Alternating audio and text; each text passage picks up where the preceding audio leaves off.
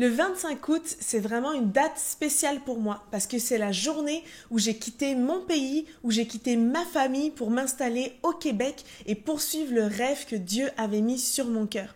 Et aujourd'hui, j'aimerais vous faire une petite vidéo parce que ça fait officiellement 10 ans maintenant que c'est arrivé. Ça fait 10 ans que je vis ici au Canada et 10 ans d'expérience, 10 ans de défis, 10 ans où j'ai vraiment vu Dieu à l'œuvre dans les moindres détails. Et je voulais prendre le temps de vous partager un petit peu ce parcours des 10 dernières années pour vous encourager, mais également pour peut-être vous inspirer à vivre vous aussi, à poursuivre vous aussi vos rêves et à mettre les actions en place afin que ça puisse se réaliser. Et à force, en fait, au cours de ces 10 dernières années, il y a vraiment des leçons que Dieu m'a enseignées, il y a vraiment des choses que moi-même j'ai comprises sur Dieu et que j'aimerais vous partager aujourd'hui. Alors on regarde ça ensemble tout de suite.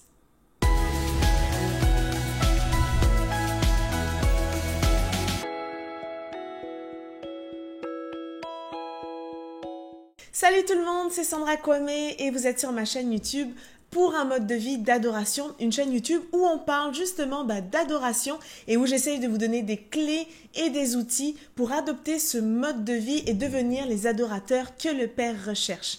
Et comme je vous disais au début de cette vidéo, j'aimerais aujourd'hui vous parler de mon parcours des 10 dernières années, car ça fait maintenant 10 ans que j'ai quitté mon pays, la France, que j'ai quitté la région de Lyon, que j'ai quitté ma famille pour venir m'installer ici au Québec. Et si je suis honnête avec vous, très franchement, je ne m'attendais pas du tout à être déjà ici, à vivre pendant 10 ans au Québec et plus.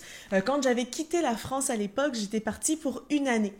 Si vous n'avez jamais entendu mon témoignage, d'ailleurs, j'ai déjà partagé un petit peu de mon parcours dans une précédente vidéo que je vous mets en lien. Et en fait, donc je racontais un petit peu tout le avant, le processus que Dieu a mis dans mon cœur quand il a semé ce rêve de pouvoir le servir dans la louange, le parcours aussi par lequel je suis passée avant de décider de quitter la France pour m'installer au Québec. Et donc vraiment, ça a été tout un processus par lequel Dieu m'a fait passer. Et il y a 3 mots que j'aime utiliser justement quand je regarde aux 10 dernières années. C'est vraiment les mots promesse, processus et percée. Dieu dépose toujours une promesse dans notre cœur, Dieu dépose toujours des rêves, Dieu fait germer en nous, fait bouillir en nous des choses qu'il veut accomplir avec nous et à travers nous.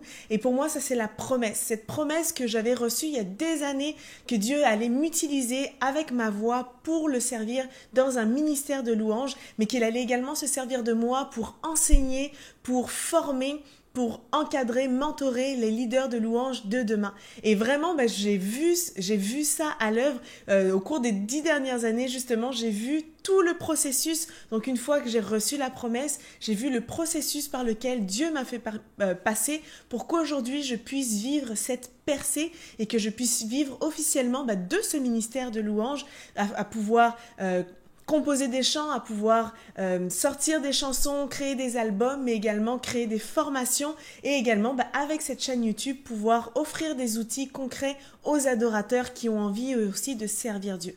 Et donc si je retourne un tout petit peu au début, donc au moment de la promesse, donc ça c'est arrivé quand j'ai commencé à servir Dieu et que j'ai réalisé que Dieu voulait m'utiliser en le servant dans la louange. Donc ça, c'est arrivé en 2008.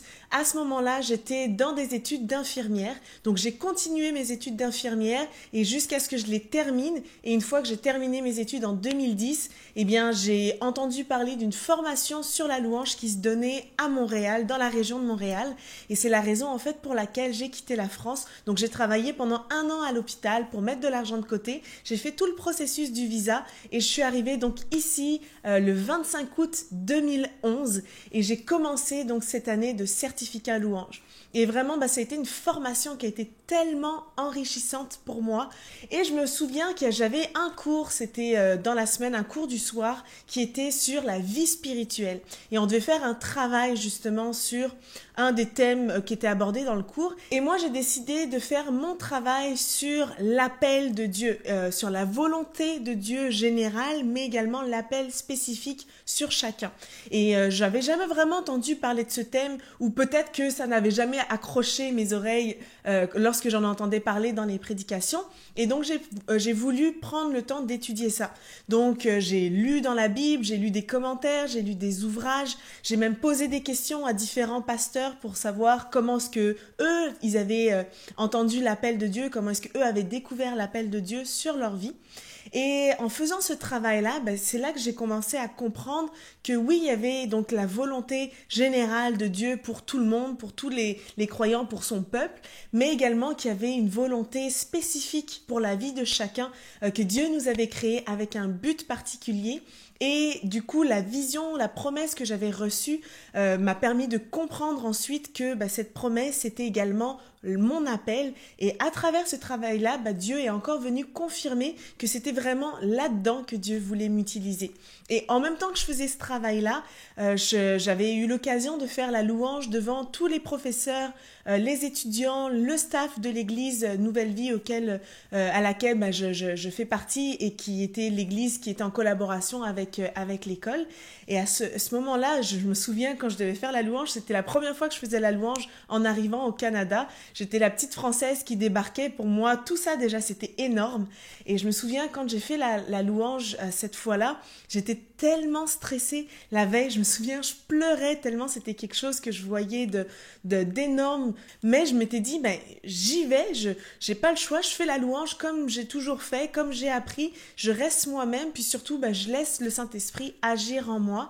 Et je me souviens, quand j'ai fait de la louange à ce moment-là, plusieurs pasteurs sont venus me voir ensuite pour m'encourager, pour confirmer réellement l'appel que j'avais reçu, que je ressentais dans mon cœur, les promesses que j'avais reçues dans mon cœur. Et 2 pasteurs en particulier sont venus me parler à ce moment-là. Le pasteur David Potier, qui est venu me dire qu'il ressentait vraiment que Dieu avait quelque chose de prévu, que Dieu allait m'utiliser dans ce ministère-là.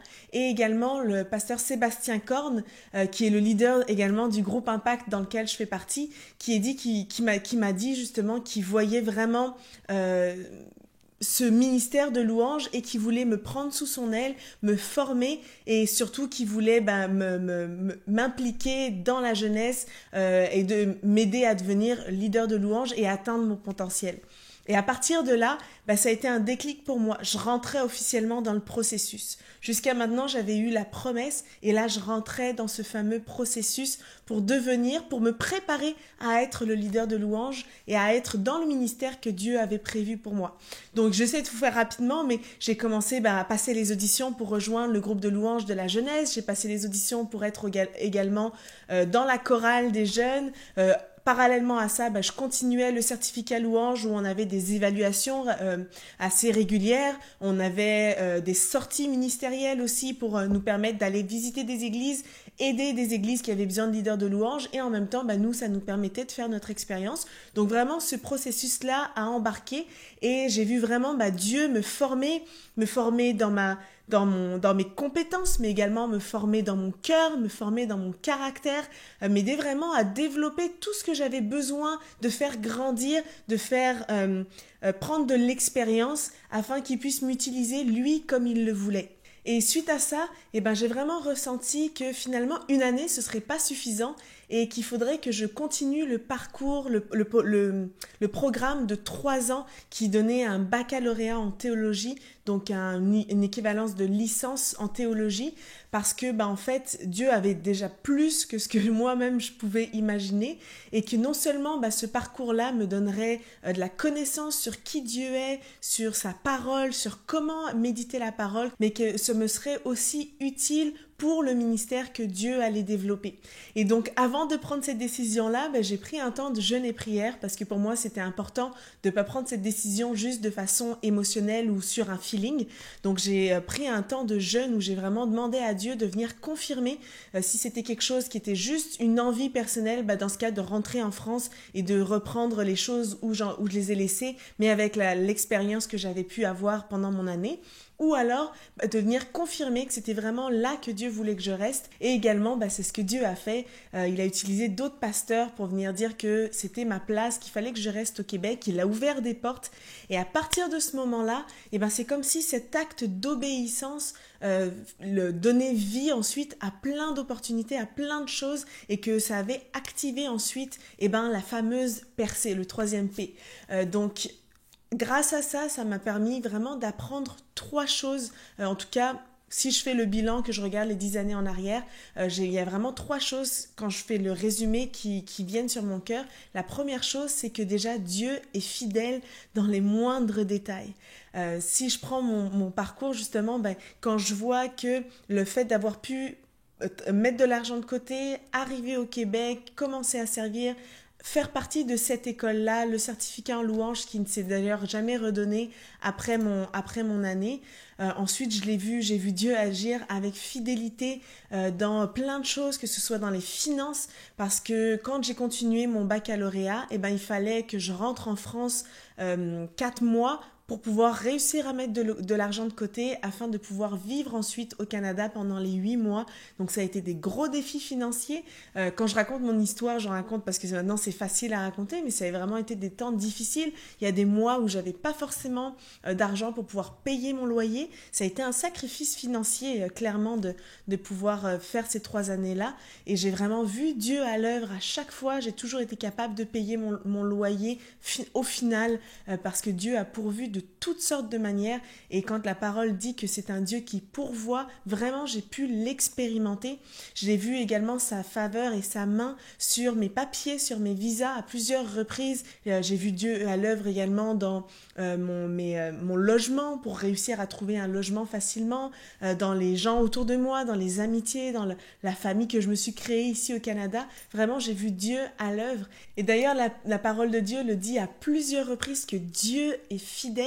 Et j'aimerais vous partager ce verset dans 2 Thessaloniciens chapitre 3 verset 3 qui dit que Dieu est fidèle, il vous affermira et il vous protégera du mal. Et vraiment j'ai vu ce verset en action. Dieu m'a affermi, Dieu m'a aidé, Dieu m'a accompagné. Je l'ai vu à l'œuvre dans toutes les opportunités qu'il m'a données quand j'ai pu rejoindre le groupe Impact, quand j'ai pu commencer à servir dans mon église, quand je suis allée à l'émission Hosanna EMCI, de voir la portée de ce que cette émission-là a pu avoir, les miracles, les témoignages que je reçois par rapport à ça, les opportunités qu'il m'a donné de pouvoir faire mon album, de pouvoir faire le single avec Dena Moana. J'ai vu vraiment la fidélité de Dieu à l'œuvre dans ma vie. Et ça m'amène à ma 2e leçon, qui est que lorsque l'on met notre foi en action, on peut voir des choses extraordinaires s'accomplir. Et encore une fois, ça fait partie de mon témoignage, ça fait partie de mon parcours. À partir du moment où j'ai tout quitté pour venir m'installer, j'ai mis cette foi-là en action, et encore à tous les jours, je marche par la foi. Et puis c'est drôle parce que quand j'étais jeune, j'avais un petit peu tout planifié. Je rêvais de pouvoir être infirmière, je rêvais de pouvoir vivre au Canada.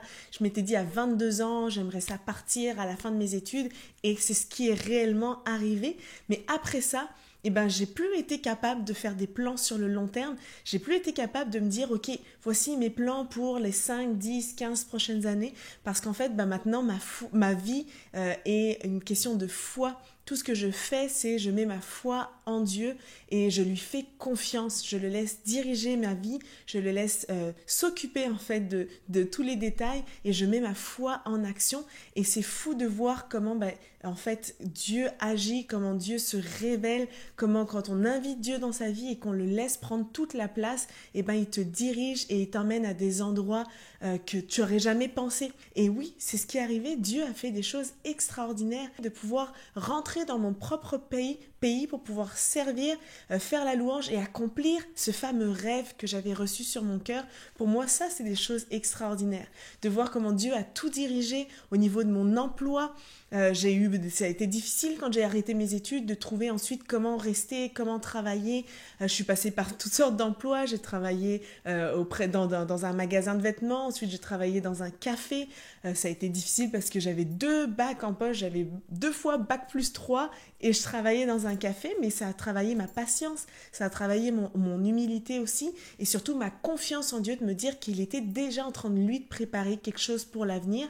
Et ensuite, j'ai eu un travail sur mesure dans mon domaine de la santé. Donc encore une fois, Dieu utilisait mes études pour travailler dans le domaine de la santé, mais pas à l'hôpital, dans un travail à la maison de 9 à 5, à m'occuper de patients, mais à pouvoir continuer de m'impliquer, de servir dans mon église et de faire ce que j'aimais et la raison surtout pour laquelle j'étais ici au Canada.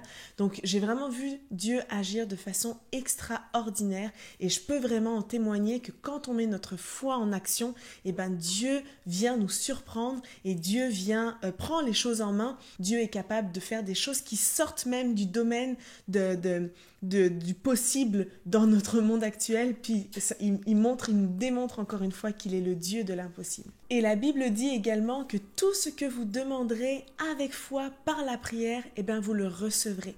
Donc vraiment, je t'encourage à mettre ta foi en Dieu et à vivre et à marcher par la foi. Et puis la troisième chose que j'ai pu apprendre, que j'ai pu retenir, c'est que tu as le droit de rêver grand, mais également ta relation avec Dieu doit être grande. Oui, c'est bien de vouloir accomplir des grandes choses, c'est bien de vouloir avoir des grands rêves, c'est bien de se donner les moyens d'accomplir ses rêves, mais il n'y a rien de tout ça qui ne se fait si tu n'as pas cette communion avec Dieu, si tu n'as pas cette proximité avec Dieu, afin de chercher sa face à lui et sa volonté à lui. Comme je vous disais, il y a plusieurs reprises, j'ai pris des temps de jeûne et prière parce que je ne voulais pas que ça se fasse selon mes émotions, mais que ça se fasse selon ce que lui voulait.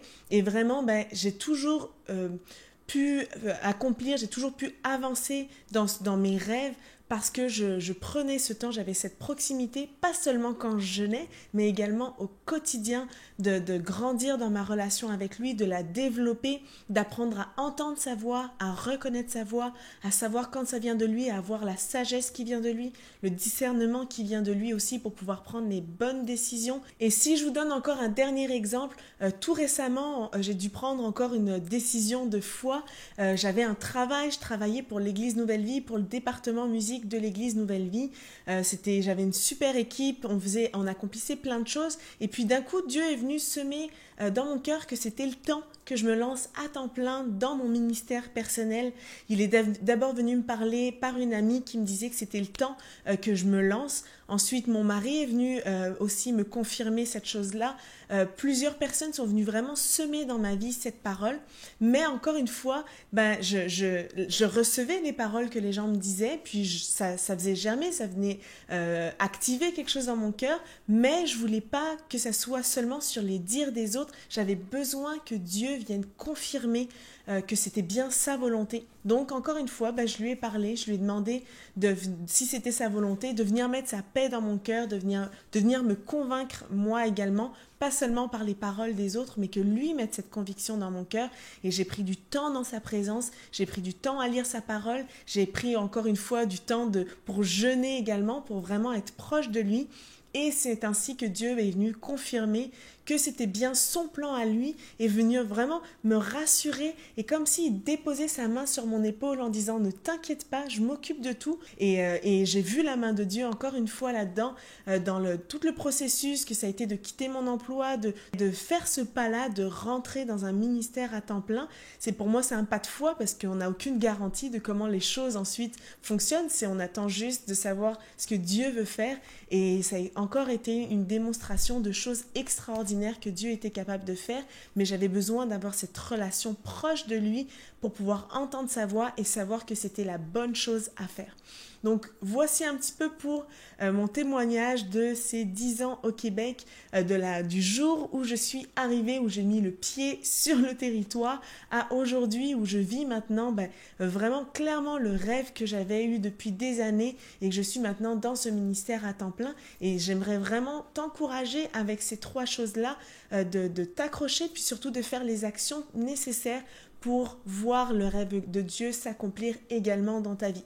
Donc j'espère vraiment que tu as été encouragé, béni par cette vidéo. Et puis n'oublie pas de liker, de t'abonner à ma chaîne si tu veux avoir d'autres vidéos dans ce genre-là. Et puis moi je vous dis à la prochaine.